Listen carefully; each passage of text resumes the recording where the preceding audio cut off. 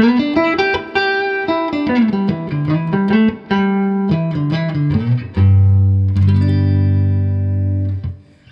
and welcome back to the channel. My name is Keith. Today we're going to be going over phrasing, and we're going to be doing that by breaking down yet another Guthrie Trapp video. So we are in standard tuning. Go ahead and grab a guitar and let's get at it.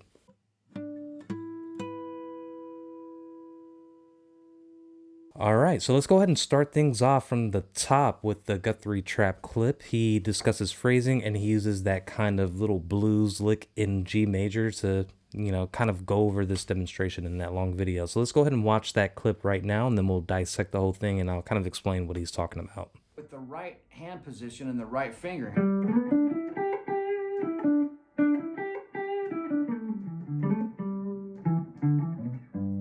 Alright, so basically what he's doing is all in the key of G here, and he's just using the key of G to kind of demonstrate what you could do with basic pentatonics. And the reason that this is so important is that it involves a lot of phrasing, because we could take our simple G major pentatonic scale, diagonal form,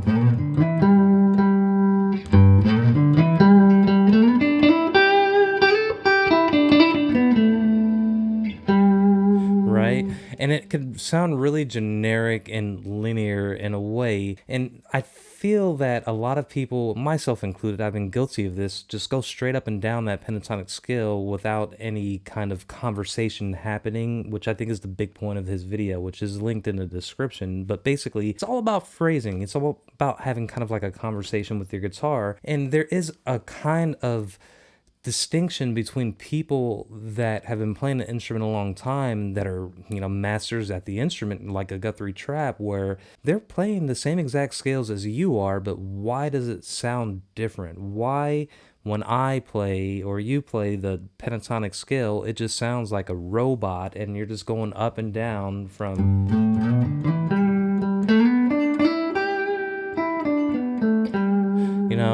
And there's nothing really substantial there. There's no really conversation is the point he's making. So this is the point of the video, is taking even just that little brief snippet that you saw here, and there's so much kind of, essence to it, or soulness to it, that you could only get from practicing and kind of thinking, instead of scales, thinking of conversation. I know that sounds a little abstract, but let's just go ahead and break it down from the top. We'll start off with that G major scale, and we'll run down that exact kind of intro that we did here, and I'll explain it a little further.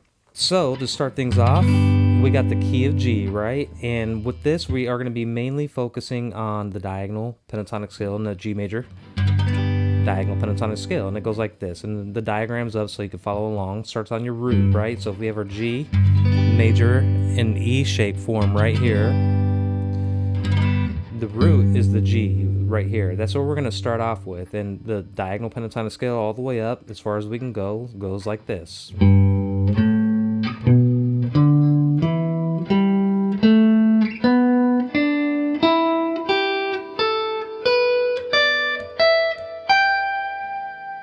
That takes us up a couple, 2 or 3 different octaves, more than 2. It takes us up about 3 different octaves, starting from this one and ending on this G on the 15th fret of the high E string, right? So instead of just going...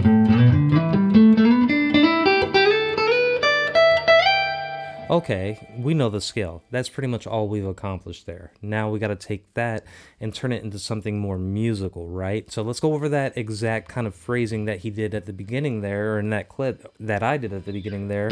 And again, this is my best approximation of what he played there. So I am no Guthrie Trapp. I can't even begin to play like him, but I could attempt it just like we all can attempt it to get better at the instrument. So let's go ahead and start off, right? So if we take a look here, up to that octave, right? I just did a generic walk up. That's not part of the song or the thing we're going to do. I just want to establish that we have a G here on the 5th fret of the D string and a G here. So instead of starting everything off here, we're going to start off on this G, right? And what we're doing is we're going to end up right here, this other G. So in between here, there's 5 notes. And then we land on that octave there. Now, what are we doing so special? Why does it sound boring when I play it versus when Guthrie Trapp plays it?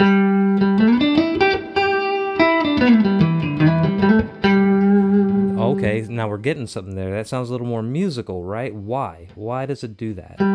Starting off with a G, we're sliding up.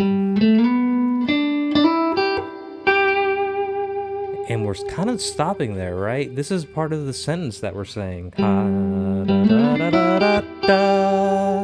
Okay, instead of just going,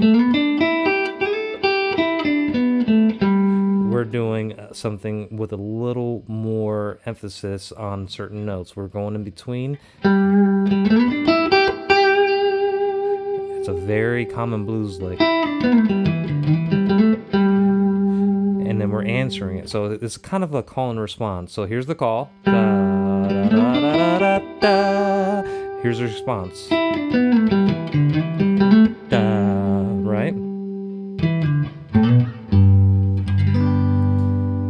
So what I'm trying to get here is that with your phrasing, you could take those same exact notes that are in that scale and watch his full video. I encourage you to do that because he goes through different octaves. I'll go through one more octave and play up here for you as an example, but there is hope still, right? That's what I'm trying to get. We are halfway there, right? We know the scales.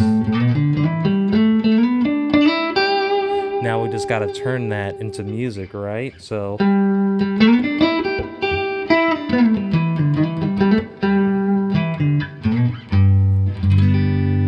that sounds a little more like something that you would hear, you know, on actual music rather than just running up the scale.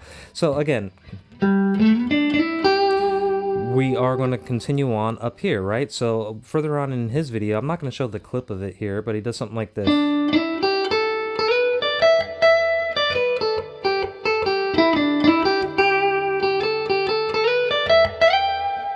Something like that.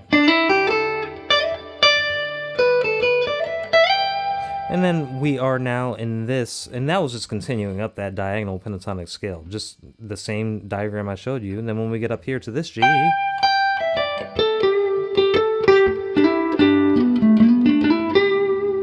we could roll up this pentatonic scale for the G major, which looks just like the, what is it, E minor.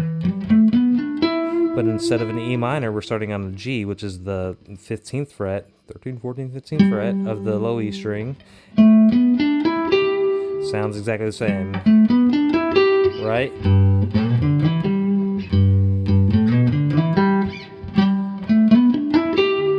And we have it all the way up to this string.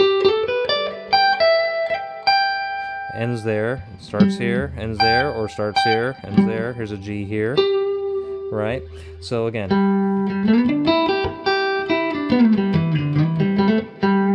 then up here, let me do that again.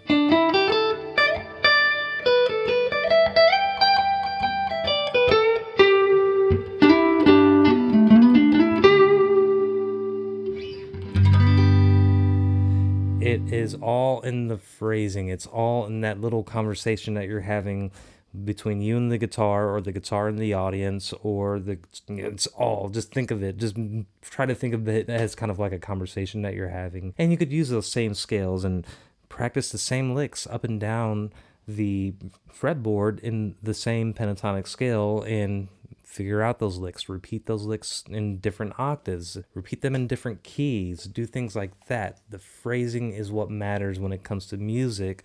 And when it comes to soloing in particular, you want to tell a story, you don't want to be running straight up and down scales. So that's the moral of the story, and that's the point of the video today. So that's all I had today. So if you found this interesting or helpful in any way, please like, subscribe, leave a comment. Let's get some feedback. Let's get some conversation going on in the comments between everybody.